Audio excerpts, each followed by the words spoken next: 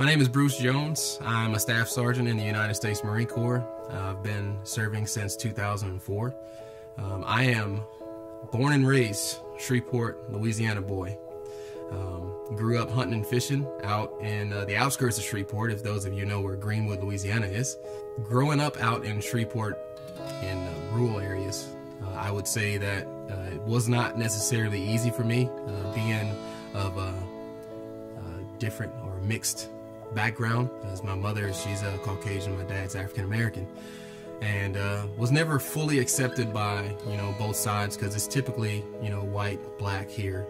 For me, it was always hard for me to fit in, so I was always doing my best to try to fit in. I never really fit in, so I figured joining the military would probably be the best option for me to get out and see the world. Growing up was definitely not hard when my mom and dad split up. That was a very difficult time in my life. I was 12 years old, and my mom, she had a very rough time. She did her best raising us. I was not the easiest child to raise. I was definitely a little hellion.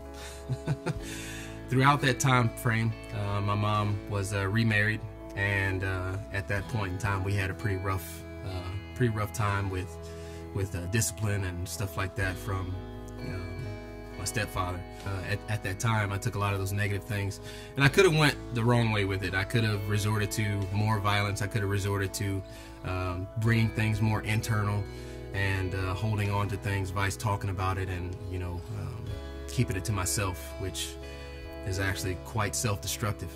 But I took those things, and again, that was another reason for me to join. I would say that basically just raised on the golden rule, do unto others as you have them do unto you, and just believe that if you do good into the world, good will come back to you. So I took that firm moral, and I joined the Marine Corps, and the Marine Corps establishes honor, courage, and commitment in you as well. But from a boot camp standpoint, they really break you down and build you back up the way that they want you to be. And I found that since I was already, since I was already kind of broken down as a child, the Marine Corps helped establish me more as a better person. Throughout my career, I've used that same words, do unto others as you have them do unto you, and always do the best that you can. In serving our country, a lot of the times we find that there's avenues to cope with the nonsense that we deal with on a regular basis.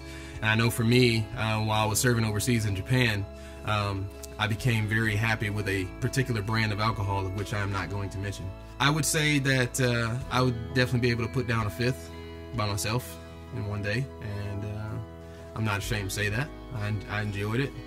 Definitely enjoyed the numbing of the nonsense. And if any of you have ever served in Okinawa, Japan, or in Japan at all, and you're away from family, it's difficult. You're a single man. It gets very hard not being able to be around your family. In drinking that, I found myself to be not dependent upon it, but I definitely enjoyed it a little bit too much.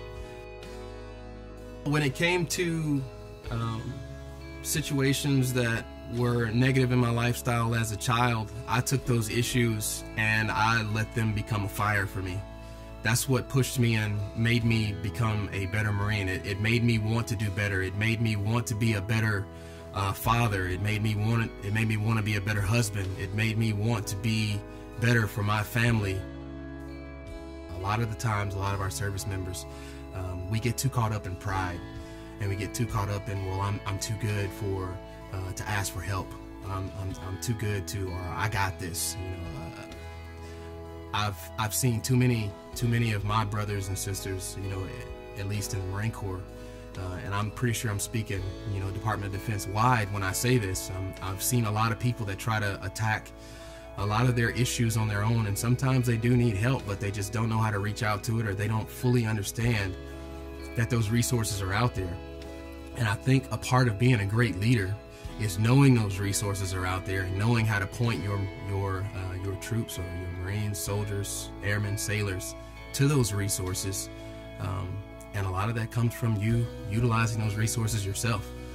I've had a lot of great influences throughout my Marine Corps career. I've had a lot of bad ones, but I tell people all the time, and even if I'm the bad influence to a lot of Marines or airmen or sailors or soldiers, if you see me as a bad influence, learn from it. If you see me as a good influence, learn from it. Always take something from someone and put into your toolbox to be a better leader for the next person that you come across.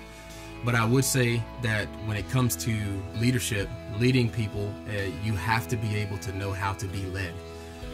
Without being led, you don't know what you're leading. You don't know how to lead. So I guess I would say it starts with being a great follower.